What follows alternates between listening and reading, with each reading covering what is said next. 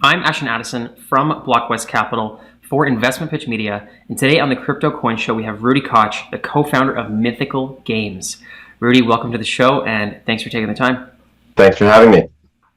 You're very welcome. Let's dive into all kinds of games, mythical, exciting, blockchain, GameFi, where it's all going. I know you have insights into the industry that I'm dying to hear about. Let's kick off our conversation with what you and your team are working at Mythical Games, how that ties into blockchain, and what's the vision of the company. Yeah, absolutely. So we got into this space. We founded Mythical back in 2018. We were instantly inspired by what we were seeing happen with blockchain technology and the emerging paradigms around it, in particular NFTs, of course. And so we jumped headfirst in. Our vision was to bring these paradigms to mass market. Our team comes from traditional mass market game development. We know how to make large scale mass market games. And so we wanted to take these emerging paradigms and blockchain technology and all this stuff about Web3 and look at them through the lens of building a product for mass market gamers. And so we worked on and launched our first game, Blankos Block Party, last year, and we went into early access. This was the first opportunity for us to showcase our vision for what a Web3 or blockchain-enabled game could be. We really loved concepts around scarcity and collectability. These are things that live in the physical world, and with blockchain technology, we believe they could really be enhanced in the digital world. And so Blankos was an opportunity for us to showcase that vision. We also built a platform. We announced that last year called the Mythical platform. The idea here was to allow any game to be a blockchain-enabled game. And with that, we shifted our focus quite significantly to scaling up that side of our business by announcing 3 games that are coming to the Mythical platform that we are actively working on. One of them is a first of its kind partnership with the NFL to create an NFL game for blockchain. And we're really excited about that. One's called NFL Rivals. You may have heard of it. We just recently announced it. The other one is Nitro Nation. It's a car sort of drag racing style game for mobile. We're really excited about that. It's a title that's been very successful in free to play. We want to do a blockchain version of it that we've got in process. It's currently the stuff that we've shown publicly. It looks phenomenal. We're really excited about it. And the third one is called Epic Spell Wars, which is a digital trading card game. Digital trading cards. So perfect for NFTs, so perfect for blockchain. We're really excited about that one. So we're going quite heavily into scaling up the next sort of part of our game portfolio, and we're still focused on bringing games to mass market, and that's sort of how we look at Web3. Wow, very exciting, Rudy. Great intro, and thanks for that info on the upcoming game. That sounds really exciting, especially that NFL partnership, and I believe trading card games as well are going to be huge, especially with NFTs. And from gamers that are in traditional gaming and they're looking at moving into Web3 gaming, there's the obvious benefit that they say, you get to own the in-game items because they're NFTs and you can outright own it. Maybe you could sell it in the future or have other functionalities. I'm curious if you have a take on that, and on the other side of the benefits for the game studio and the game developers to what's their advantage for introducing NFTs, because I feel like there's a lot of in the industry all these AAA games that have millions of players, and the players would love to own some of their products, the in-game items, outright, but maybe it's not advantageous for the game studios to integrate Web3, or maybe there's other reasons why it hasn't happened yet. Do you have any insight into the benefits for all parties of doing this? Yeah, absolutely. That question is what really inspired us back in 2018 for getting into the space in the first place, because the idea of buying and selling digital items isn't something that's new to the gaming industry. We've had that for about 30 years. We know players have been grinding digital items in games since the late 90s and selling them for real money to each other. We call these the gray markets, right? These weren't necessarily sanctioned by the game developers, but it's a demand that's organically grown within the gaming industry. I personally worked on World of Warcraft the development team there, and the gray markets around World of Warcraft were enormous. Players buying and selling digital items and currency with each other, again, outside of the ecosystem of the game. And so every major title you look at, you can find a gray market around it. Clearly, players have been valuing up digital items for a long time, right? On top of that, you have a free-to-play, which is the dominant model in games. You look at a game like Fortnite, one of the biggest games in the world, is a free-to-play game where its entire economy is based off of digital items, right? So for us, what we saw back in 2018 was blockchain was sort of the next step, the next evolution in what was already happening in games. There was already a massive demand from players to be able to buy and sell their digital items with each other. So blockchain would just allow us to enable that. And the benefits of that, to your question, is twofold. It's benefit for the player and the developer, right? When you look at gray markets, as developers, we didn't get to benefit financially. So there was no incentive for us to design for it, create a good experience, to manage the user experience in these gray markets. They were just the Wild West, right? They were full of fraud, people getting ripped off. But even with all of that, it was still billions of dollars a year of digital item sales happening because of players. The demand was there. And so what we see blockchain as is a technology that allows us to enable that demand, to meet that demand. We can design these kind of economies into the games.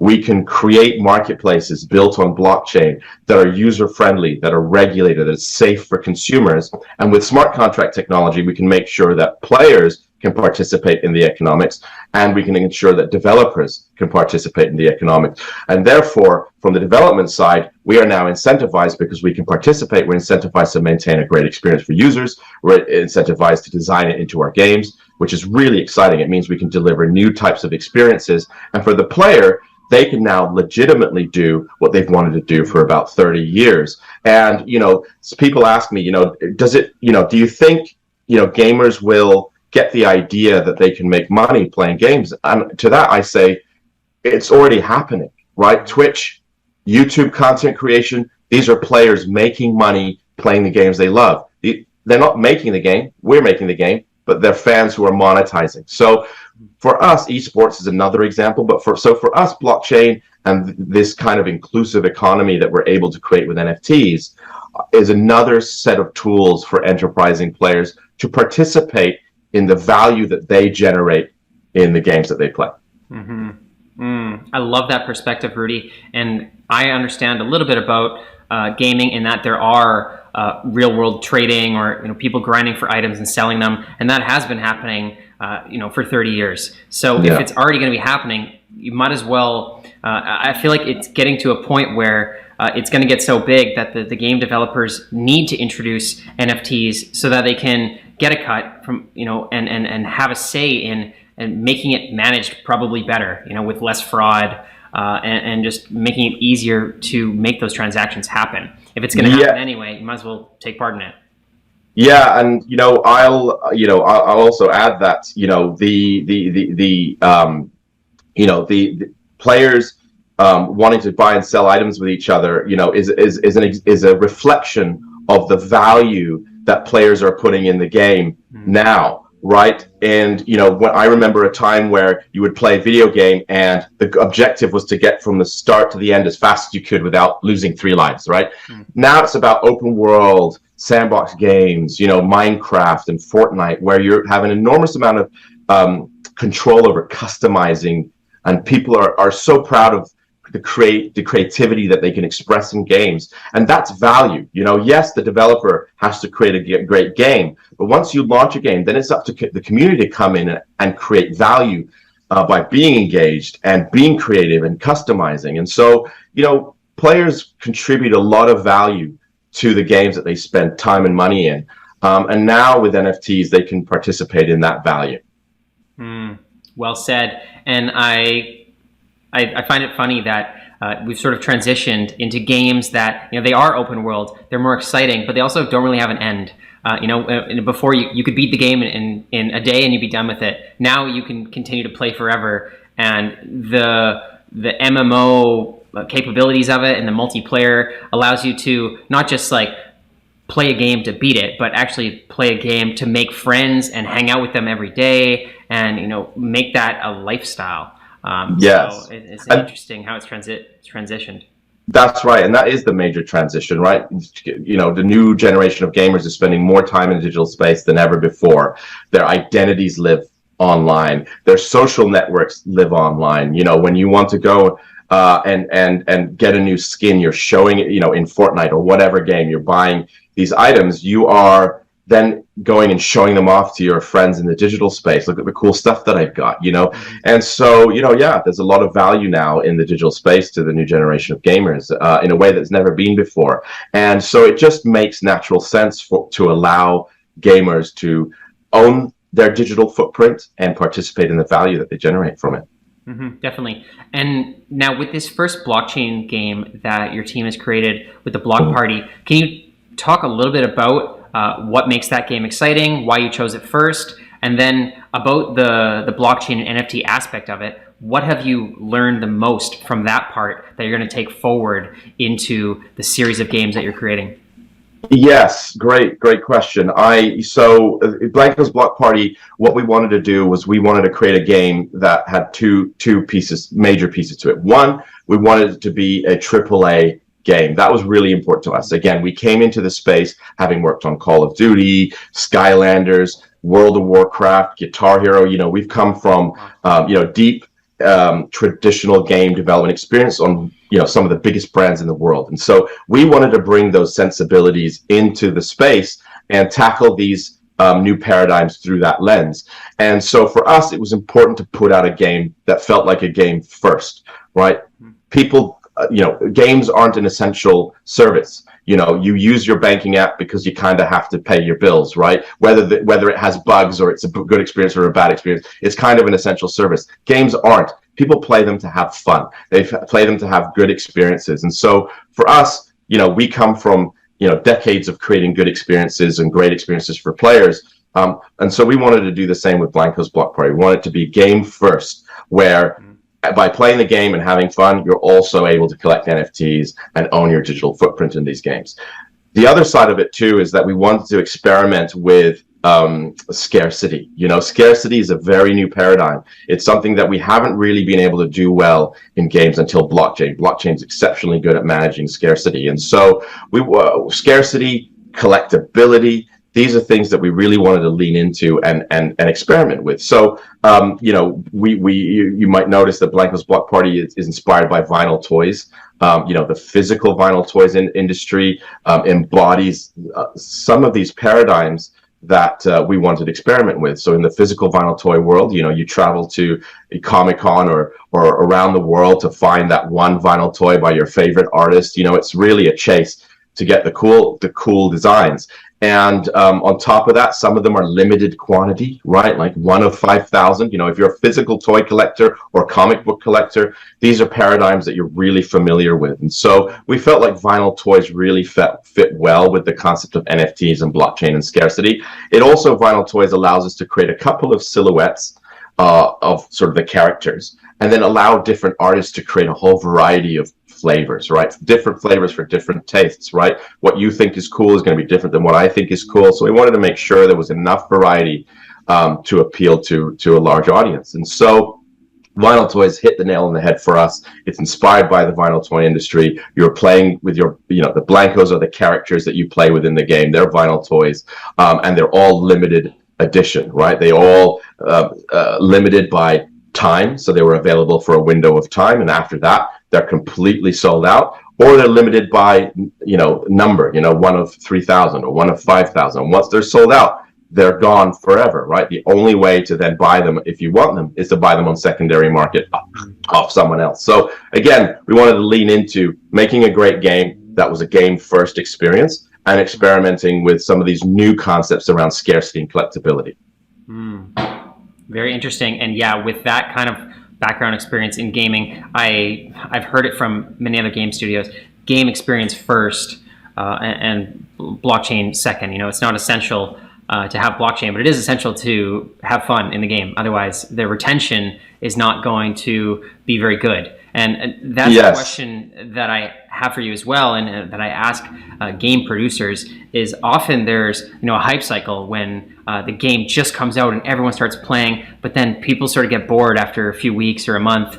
How, with Block Party at least, how have you planned in some kind of retention to keep players engaged for months and years to come? Yeah, I mean, items and rewards play a really, really critical role in all the games that I've made over my 15-year career. Items and rewards are really a key piece to driving retention and engagement. You look at games like World of Warcraft, players are clearly willing to do the same quests over and over and over again to get that cool, shiny, super rare reward, right? And so, we are very familiar with those kind of levers and those concepts that really engage players. In traditional games, the thing that's really exciting about blockchain is that now some of these rewards have real world value, right? They're NFTs, you can sell them for real money. And that then supercharges the idea of rewards and engagement. And so, what we have seen out there, in testing out our sort of vision with Blankos is we've done specific controlled tests, right? Where we've said, okay, here's a group that we're just going to give them access to the game, and then we're going to take another equal number of people and put them in a group, and they're going to have access to the game and the secondary market. And let's just watch to see behavior, right? Let's see what happens. Of course, when we've got secondary market, we are worried that, hey, maybe we are cannibalizing our own revenue, right? Maybe people will be buying and selling them on the marketplace to bypass our primary market. Well, after doing several tests, we realized that that wasn't the case. In fact, people who had access to the secondary market were 3 times more engaged with the game. They were going back and playing, chasing those rewards. That's huge, right? That's huge. And then they're also spending. They're spending more on the primary market, because if you think about it, right, you're buying something for $10, you're selling it for $20. Well, $10 isn't $10 anymore. So we're seeing people spend more on primary market as a result of having a secondary market, and we're seeing people play the game more. And that is such an amazing. There's some amazing data, because really, over the last 10 years, that's really been what we've been trying to min-max in games. That's really, when you look at free-to-play or any of the games, you're really trying to min-max retention and spend, right? And we've never had anything more meaningfully disrupt that than blockchain in a very long time. So it's very exciting what we're seeing. It's amazing to hear, Rudy. And an interesting note there about secondary markets and how it actually just makes it even better when it's official and it's not like these gray markets. Now, I was looking into the company's growth, and you mentioned those upcoming games, which I think are going to be amazing. And from what I understand about game studios, it is a huge amount of work with a lot of people and a lot of money to create good games. I saw that Mythical Games has raised over $75 million in total, which sounds amazing. Congratulations. 275. Oh my gosh. Well, yeah. So maybe you can talk about that, and how big the team needs to be to get all of these games out on time and at the quality that you're looking to get it out at. Yeah, I think we came into this space again with our pedigree of traditional mass market game development. We know how hard it is to create great games, right? We came in with that experience and understanding. And so it was really important to set ourselves up for success. I think, so for us, we call Mythical a next generation game technology company. And the reason for that is we make games, but really that's not the core of our business. The core of our business is the technology that we're building, the platform that enables blockchain games to be built.